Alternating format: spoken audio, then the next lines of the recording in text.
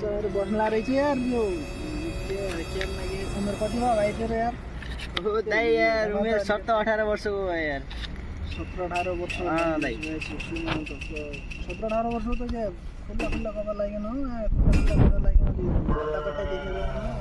छैन यार अट्टा दाइ ठिक छ अरु अब त्यस्तै हो बिएसए कहिले गरेर गरी आजभोलि त सानो उमेरमा बिहे लानु हो अब टक्क भएको यसो बिएसए गरिने मन छ कि मतलब गरिहाल्ने कि गर्ने हो कि यसो भन्दैन त अनि मलाई टक्क मिलाएर नयाँ दाइ बिएससी के गर्ने गर्दैन बिहे नगर्ने बिहे 18 वर्ष उमेर नभएर कहिले नै अरू त पर्छ बिहे त नै बिएससी केही गर्नुहुन्न मुख ठिक छ हात सिक्छ के बिएससी गर्नुहुन्न केही गर्नुहुन्न यतै